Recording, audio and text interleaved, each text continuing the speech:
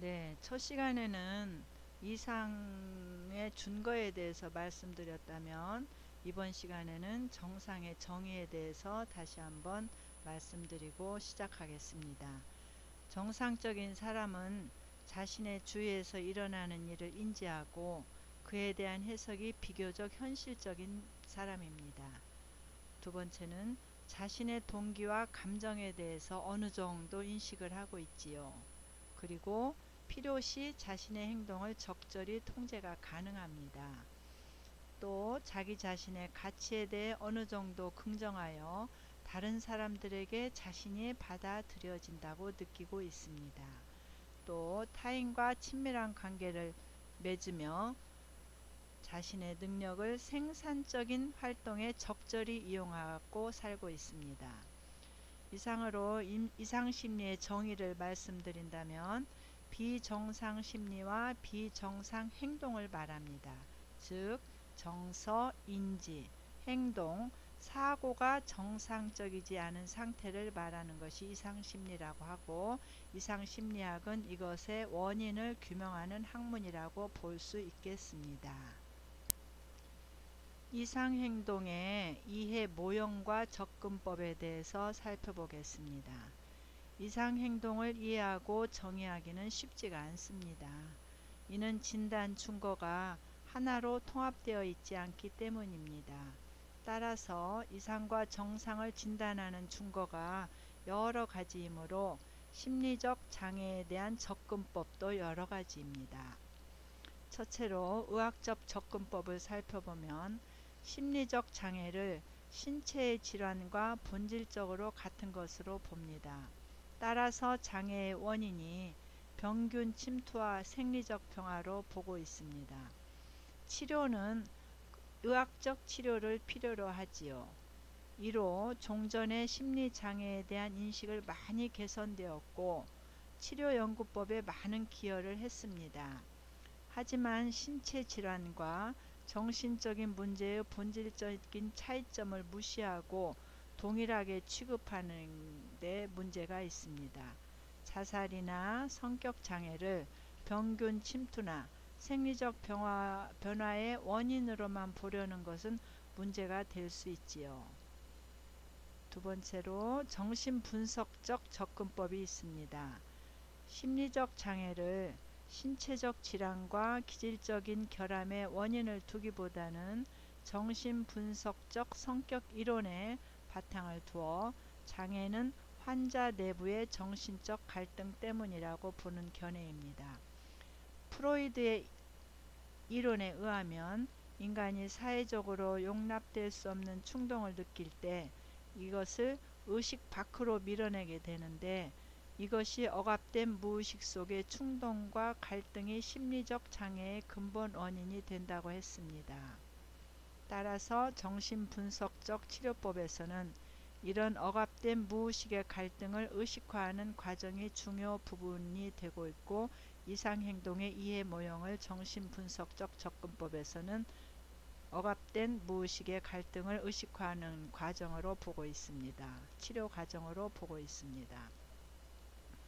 행동주의적 접근법으로 이해를 해본다면 이상행동을 학습의 결과로 보고 조건 형성이나 모방학습 원리를 가지고 심리적 장애를 설명하고 이해하려고 합니다. 의학적 접근법, 정신분석적 접근법에서는 이상행동의 원인이 환자 내면에 있다고 보는 반면에 행동주의적 접근법에서는 환경의 영향을 중요시 여깁니다. 이 외에도 인본주의적 접근법, 사회체계의 문제로 보는 사회체계론적 접근법, 스트레스, 개인의 특성 접근법이 제시되고 있습니다. 그러므로 심리장애의 어떤 이론적 모형을 취하느냐에 따라 치료 방법에 대한 견해가 달라진다고 합니다. 이상심리의 이해 부분에서 이상심리학의 역사에 대해서 살펴보겠습니다. 인간의 이상행동에 대한 보고는 기원전부터 시작되고 있습니다. 이상심리는 정신병처럼 심한 심리적 장애부터 신경증, 성격장애, 그리고 일시적인 적응 장애에 이르기까지 인간의 정서, 인지, 행동, 사고 측면에서의 재 문제를 포괄적으로 일컫고 있습니다. 이상 심리의 역사는 일반적으로 정신병을 위주로 한 역사를 말하므로 다음 장에서는 정신병의 기원을 살펴보기로 하겠습니다. 인간의 이상 행동에 대한 역사적인 두 가지 관점에 대해서 먼저 살펴보겠습니다. 역사적 관점의 첫째로 정신병이란 신체적인 원인, 즉 뇌의 병변이나 독성 물질에 의해 생겼다는 생물학적 관점이고요. 역사적 관점으로 두 번째로는 심리학적 관점으로 개인 심리의 문제, 환경의 영향, 초자연적 또는 종교적 해석이 개입됐다고 보는 관점입니다. 이상심리의 역사는 인간의 이상행동은 고대로부터 기술되어오고 있습니다. 역사적 관점에서 크게 두 가지로 압축해 볼 수 있겠습니다. 생물학적 관점, 정신병이란 신체적 원인, 즉 뇌의 병변이나 독성 물질 등에 의해서 생겼다는 생물학적 관점으로 보는 견해가 있고요. 심리학적 관점으로는 개인 심리의 문제, 환경의 영향, 초자연적인 혹은 종교적 해석이 개입되었습니다. 앞에서 살펴본 인간의 이상 행동에 대한 두 가지 관점은 선사시대부터 함께 발견되었으며 현대에 이르기까지 어느 한편의 우세와 통합을 되풀이하며 발전하여 왔고, 그때마다 당시의 개념에 근거한 치료법이 나왔습니다. 원시시대에는 이상심리를 어떻게 봤는지 살펴봅시다. 원시인들은 정신장애를 다른 신체 질병처럼 외부에서 온 초자연적인 힘에 의해서 생기는 것으로 보았습니다. 즉 사람들이 이해할 수 없는 행동, 말, 표정들이 신, 악령 등 초자연적인 존재의 영향력으로 보았습니다. 그래서 마술적 또는 종교적 의식을 하면서 치료도 초월적 힘의 도움을 받은 방식으로, 예를 들면 굿, 주문, 부적, 귀신 쫓기, 황홀 상태 등의 유도 등으로 마술적 종교적 의식으로 치료를 했던 시대가 있습니다. 원시시대에서 정신장애를 다른 신체 질병처럼 외부에서 온 초자연적인 힘에 의해서 생기는 것으로 본 것처럼 이상 여부의 판단은 사회마다 다를 수가 있습니다. 한 사회의 규범은 그 사회 고유의 문화, 즉 역사, 가치관, 제도, 습관, 기술, 과학기술, 예술로부터 만들어집니다. 경쟁과 자기 주장에 가치를 두는 사회에서는 공격적 행동이 용납될 수 있으나, 협동과 온순함을 강조하는 문화에서는 공격적 행동이 용납되지 않을 뿐 아니라 이상으로 간주될 수도 있습니다. 한 사회의 가치도 시대에 따라 변화할 수 있고, 그에 따라 이상심리가 무엇인지에 대한 견해도 달라질 수 있습니다. 예를 들어 100년 전의 서구 사회에서는 여성이 대기업의 경영권이나 국가를 이끄는 권력을 추구하는 것이 부적절하고 심지어는 망상이라고 보는 시각이 보편적이었지만, 오늘날에는 동일한 행동이 높이 평가됩니다. 네, 그리스 로마 시대로 넘어가겠습니다. 그리스 로마 시대에는 자연적인 관념이 나타나서 일반 질병뿐만 아니라 정신장애에 대해서도 관찰과 실험적 탐구가 시작되었습니다. 알크마이오는 신체를 직접 회부하고 뇌가 영혼의 장소라고 주장했습니다. 히포크라테스는 정신질환을 조증, 우울증, 광증으로 분류했습니다. 헤포필루스는 사액체설을 부인하고 정신장애가 뇌의 결함에 의한다고 주장했습니다. 사액체설이라는 것은 철학자 엠페도클레스가 처음으로 주장했던 사원소설의 근원을 두고 있습니다. 사원소설은 우주는 흙, 공기, 물, 불의 네 가지 원소로 이루어져 있다는 것으로 현재 일부분만 남아있는 엠페도클레스의 시, 자연의 시에 해설되어 있습니다. 한편 사체액설은 그의 제자들이 처음 주장한 것으로 알려져 있는데, 사람의 몸은 냉, 건, 습, 열의 성질을 가진 네 가지 체액으로 이루어져 있으며 이들의 균형 잡힌 상태일 때 건강하다는 학설입니다. 네 가지 체액은 피, 점액, 황담즙, 흑담즙으로, 피는 열하고 습하며 점액은 차고 습하고 황담즙은 열하고 건조하며 흑담즙은 차고 건조합니다. 사체액설에 의하면 한 원소가 많을 때 반대가 되는 원소를 보충해 주는 것이 좋은 치료법이라고 합니다. 또 각각의 사람은 어느 한 가지 체액을 중심으로 평형을 이루고 있는데 그것으로 개인의 체질을 구분할 수 있다는 일종의 의학 이론이었습니다.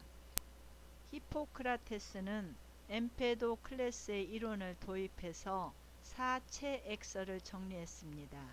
이는 질병의 원인을 액체의 변화에서 찾는 일종의 액체 병리학 이론이었습니다.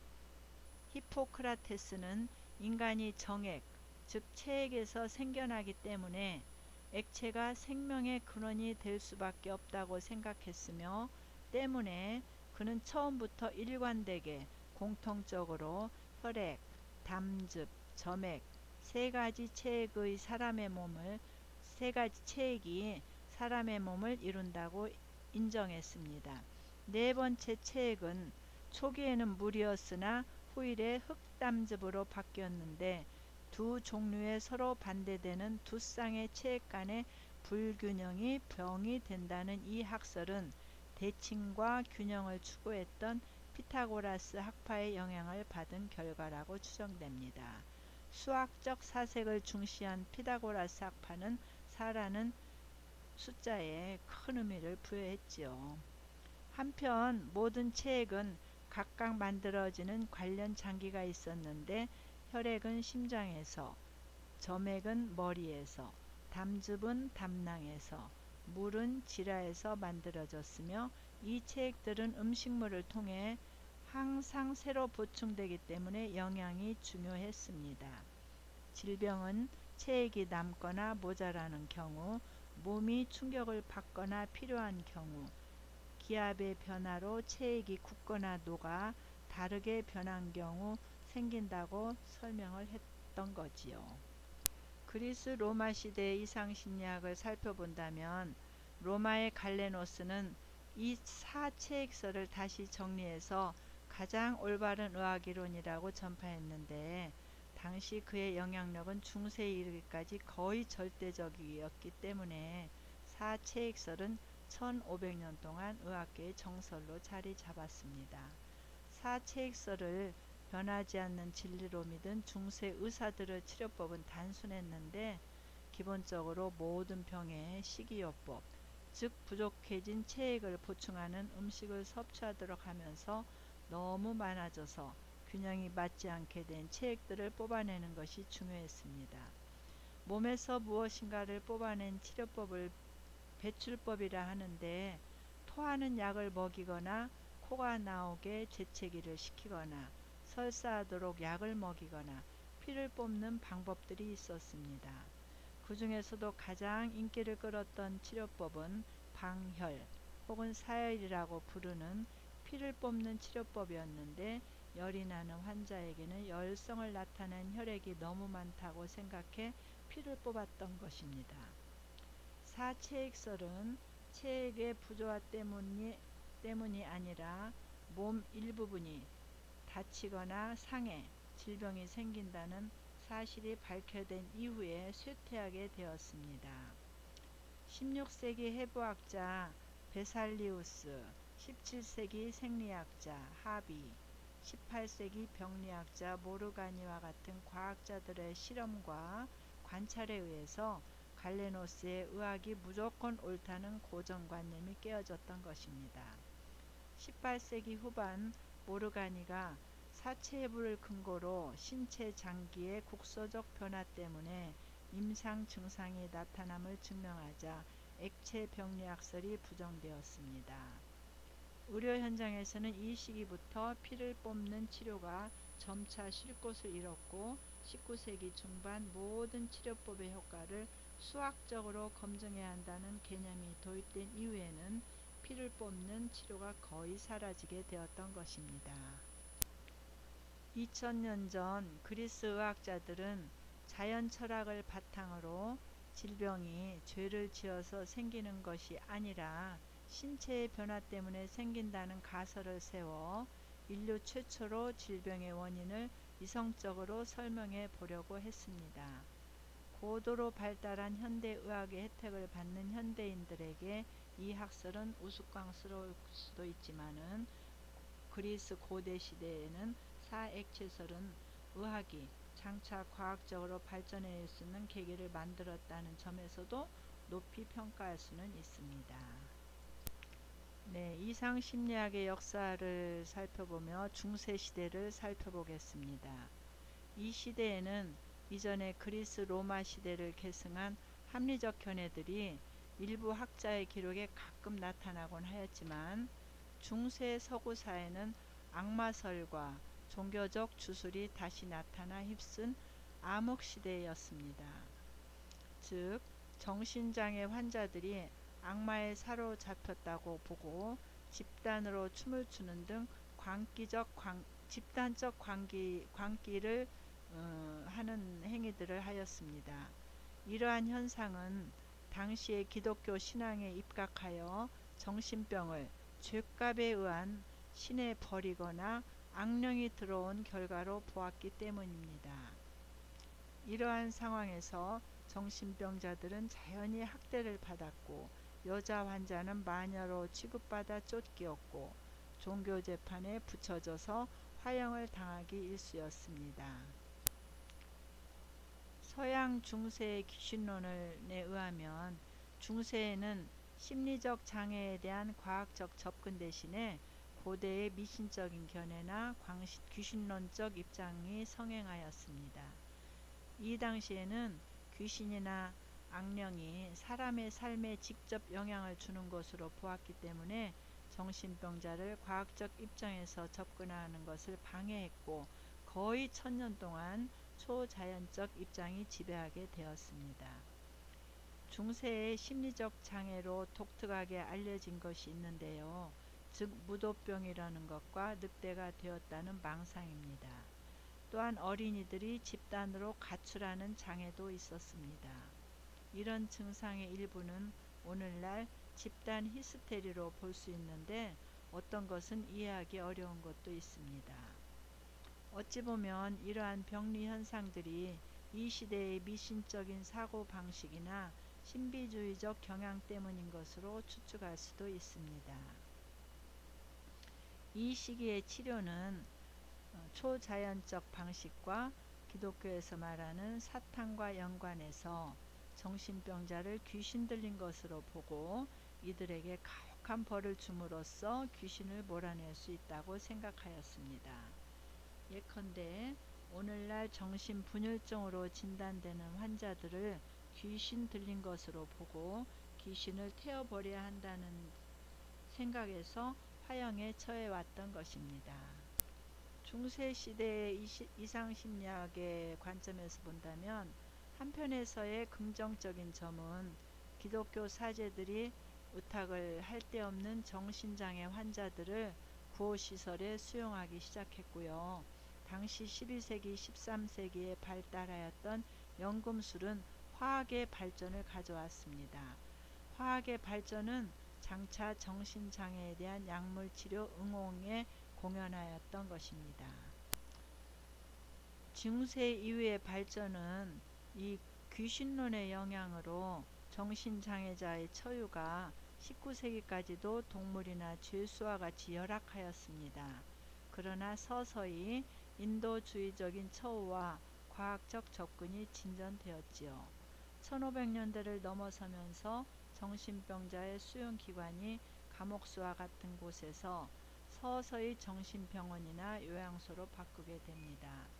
그러나 말이 정신병원이나 요양소이지 실제는 감옥과 다를 바가 없었습니다. 정신병자에게 인간적 처우를 해야 한다고 주장한 것으로 유명한 정신과 의사는 정신병자의 쇠사슬을 제거하고 환자를 죄수가 아니라 병자로 보고 친절과 관심을 가지고 치료하자고 주장하였던 것입니다. 그는 실제로 정부의 허가를 받아서 환자에게 그가 주장한 방식대로 실험적인 치료를 시행하였는데 그것은 중세 이후에 발전되었던 것입니다. 네 번째로 르네상스와 자연과학의 발달에 대해서 그 시기에 대해서 말씀드리겠습니다. 당시는 이전 시기의 정신병에 대한 일반 대중의 광범위한 미신적 견해에도 불구하고 점차 과학적이고 인문주의적인 사조와 자연과학적 견해가 퍼지기 시작하면서 정신장애가 심리적 원인으로 생길 수 있다는 것과 정신기능도 자연적 법칙에 따른 것이라는 견해가 나타나기 시작했습니다. 1493년에 태어난 파라셀수스는 유럽의 광범위한 지식을 섭렵하고 갈렌에 반대해서 인간은 육체라는 자연적 존재와 영혼이라는 초자연적 존재의 혼합체라고 주장을 했습니다. 1492년 출생한 비베스는 심리적 연상작용과 그것이 감정에 미치는 영향을 기술함으로써 프로이드 학파의 선구자가 됩니다. 1515년에 태어난 와이어는 악마설을 부인하고 마녀 사냥을 비난하였으며 대신에 정신병의 의학적 원인을 제시하려고 하였습니다. 1710년에 태어난 컬러는 1800년에 신경증이란 용어를 처음 사용을 했습니다. 1759년 출생한 라일은 1803년 정신의학이라는 말을 사용하면서 정신치료의 효과를 주장했습니다. 1745년 러시는 정신병이 뇌의 기질적 병변에 의해 나타나므로 사혈 등 기계적 방법을 써야 한다고 주장했으나 그와 함께 설득과 같은 심리적 방법도 사용했습니다. 이상과 같이 이상심리란 무엇인가를 다시 한번 살펴보면 임상과학자나 임상실무가들의 일반적 목표가 다른 분야의 과학 전문가들과 다르지 않지만 이들의 일을 특별히 어렵게 하는 문제들이 있습니다. 가장 골치 아픈 문제 중 하나는 이상심리를 정의하기가 매우 어렵다는 것입니다. 조안과 알베르토의 사례를 다시 한번 생각해 보자면 무엇 때문에 그들의 반응을 이상이라고 단정 지을 수 있을까? 지금까지 이상의 정의는 수없이 많이 제시되었지만 그중 모든 사람이 다 받아들이는 정의는 없었습니다. 그렇지만 이상심리에 대한 정의에는 대부분 일탈, 괴로움, 기능장애, 위험의 네 가지가 공통적으로 포함되어 있습니다. 즉 이상심리는 보통 남다르고 극단적이며 유별나고 심지어는 기이하다는 의미에서 일탈되어 있고 본인에게 불쾌하고 불편하게 한다는 점에서 고통스러우며 건설적인 방향으로 일상을 영위하기 어렵게 한다는 점에서 역기능적이고 위험이 따를 수 있다는 고 정의할 수 있겠습니다.